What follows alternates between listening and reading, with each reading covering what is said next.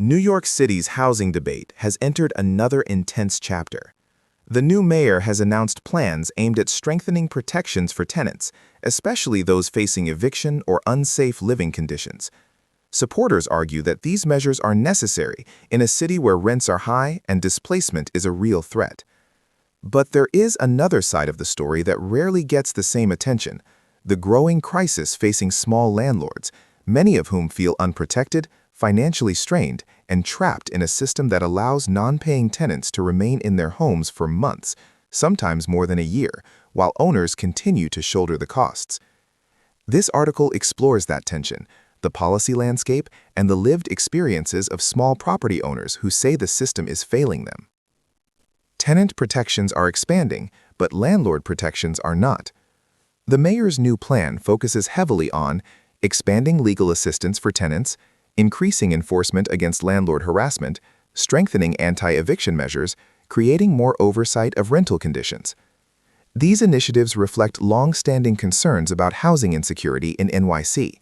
Many tenant advocates argue that without strong protections, vulnerable residents could be pushed out of their homes or exploited by bad-faith landlords. However, the policy conversation often overlooks the reality that not all landlords are large corporations.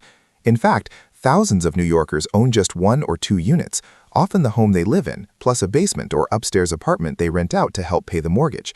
For these small owners, the current system can feel deeply unbalanced. A court system that moves slowly and often at the landlord's expense.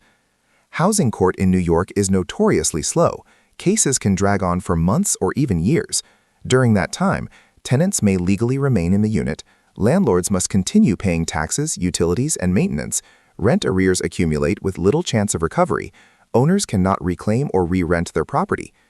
Many small landlords say the system effectively encourages non-payment because the consequences are minimal and delayed. One Brooklyn homeowner spent over a year trying to evict a tenant who refused to pay her rent. During the court battle, she moved her adult son into the apartment. When she was finally removed, her son stayed in the apartment, triggering the entire process all over. This is not an isolated story. Across the city, owners describe similar ordeals: tenants who stop paying, drag out court proceedings, and leave landlords financially devastated. The consequence: small landlords are leaving the rental market. Faced with mounting losses and legal obstacles, many small homeowners are making a difficult decision. They are choosing not to rent at all. This trend has serious implications: fewer available rental units, higher rents due to reduced supply, increased pressure on the city's already strained housing market, loss of generational wealth for families who rely on rental income to maintain their homes. When small landlords exit the market, the city becomes more dependent on large corporate landlords, the very dynamic tenant advocates often criticize. A system out of balance. The debate is not about choosing between tenants and landlords. It's about recognizing that both groups need protection and that a functioning housing system requires fairness on both sides. Tenant protections are important, but so are faster, more efficient eviction proceedings, clear consequences for chronic non-payment, support for small landlords who rely on rental income, policies that distinguish between corporate landlords and homeowners renting part of their residence. Without these reforms, the city risks creating a system where good-faith landlords are punished, bad-faith tenants exploit loopholes, and the housing crisis deepens. A path forward.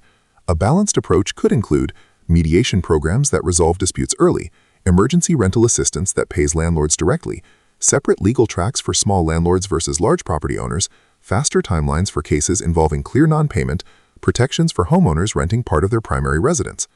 These ideas are already being discussed in policy circles, but they need political will and public pressure to move forward. Closing thoughts. The story of the Brooklyn homeowner and the stories of many small landlords across NYC highlights a critical truth. Tenant protections alone cannot fix the housing crisis. A fair system must protect people on both sides of the lease. The mayor's plan addresses real problems, but it leaves a major gap unfilled. Until small landlords receive meaningful support and timely legal recourse, more of them will walk away from renting altogether, shrinking the city's housing supply and deepening the crisis for everyone.